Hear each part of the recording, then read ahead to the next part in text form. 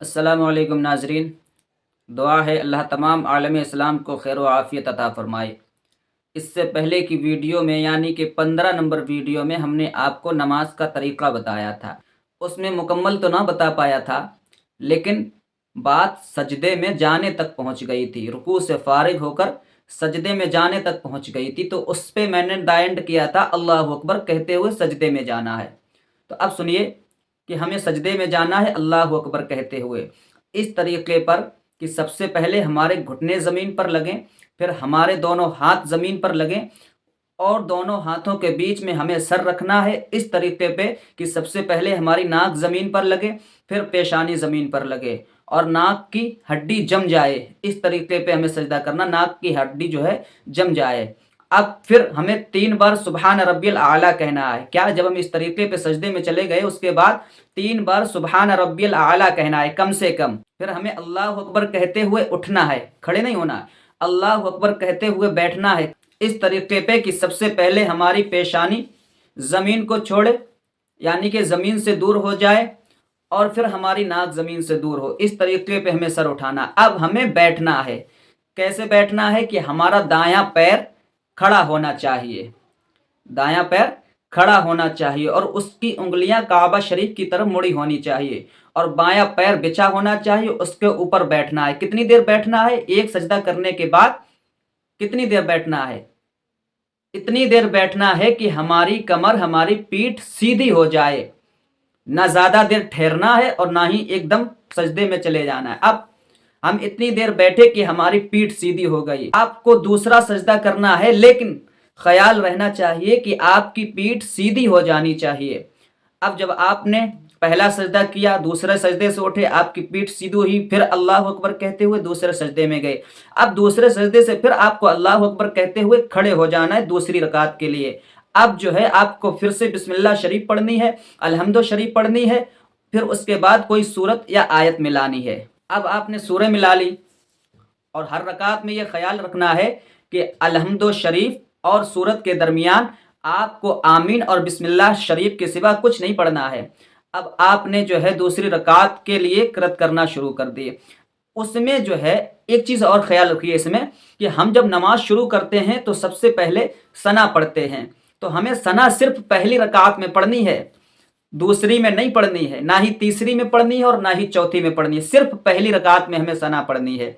बाद बाकी इसी तरीके पे हम नमाज को मुकम्मल करेंगे। दो रकात की नियत बांधी तो हमें उसी दूसरे सजदे से उठने के बाद तशहुद पढ़ना है। उसके बाद दरूद इब्राहिमी यानी कि हमें सबसे पहले अत्तहियात पढ़ना है, फिर दरूद इब्राहिमी पढ़नी है, फिर दुआए मासूरा पढ़नी है। उसके बाद हमें सलाम फेर देना है, अस्सलामु अलैकुम व रहमतुल्लाह, अस्सलामु अलैकुम व रहमतुल्लाह। अब हमारी नमाज मुकम्मल हो गई। अब हमें अगर 4 रकात पढ़नी है तो फिर हम 2 रकात पे सलाम नहीं फेरेंगे।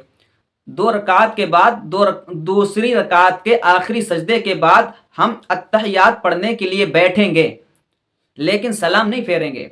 सिर्फ हमें अत्तहियात पढ़ना है, फिर उसी तरीके पे जैसे हमने दूसरी रकात में पढ़ा था उसी तरीके पे हमें तीसरी रकात में भी पढ़ना है, फिर इसी तरीके पे हमें चौथी रकात में भी पढ़ना है।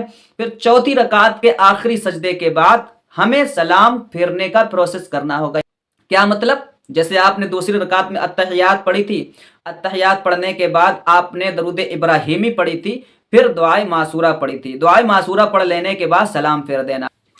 अब इसमें एक चीज़ और समझ लीजिए, जो मैंने सजदे की बात बताई इसमें ख़ास बात समझ लीजिए कि हमारी कोहनियाँ जो है सजदे की हालत में ज़मीन से नहीं मिली होना चाहिए, ना ही हमारी कमर से मिली होना चाहिए और ना ही हमारी घुटनों से मिली होना चाहिए। बहुत से लोग ऐसा होता है ना, कुछ ज़मीन पे चिपका लेते हैं, कुछ कमर से चिपका लेते हैं, कुछ घुटनों से चिपका लेते हैं। ऐसा नहीं होना चाहिए और घुटने भी हमारे कमर से सटे नहीं होना चाहिए, चिपके नहीं होना चाहिए। देखा गया बहुत से लोग सजदे में होते हैं, उनकी जो है पेट और ये जो राने और घुटने एक दूसरे में सट जाते हैं, ये भी नहीं होना चाहिए। हाथ कमर से नहीं मिले होना चाहिए, हाथ ज़मीन से नहीं मिले होना चाहिए, हाथ घुटनों से नहीं मिले होना चाहिए।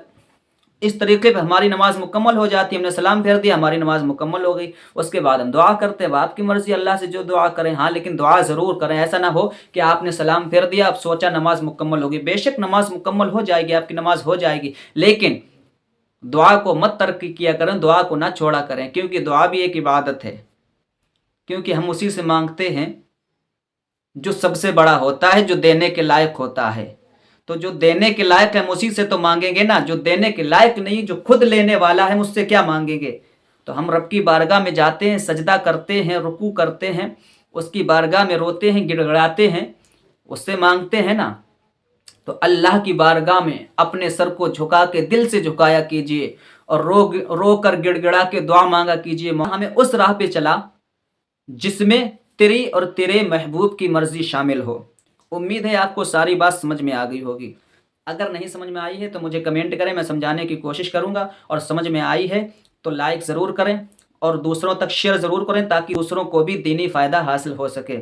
इसी तरीके की वीडियोस पाते रहने के लिए और दीनी जानकारी हासिल करते रहने के लिए हमें सब्सक्राइब करें और बेल आइकन को भी प्रेस करें, ताकि जब भी हम कोई नई वीडियो अपलोड करें आप तक उसका नोटिफिकेशन पहुंचता रहे और आप उससे इल्म दीन सीखते रहें। मिलते हैं एक और नई वीडियो के साथ, तब तक के लिए अपना ख्याल रखिए। अल्लाह हाफिज़।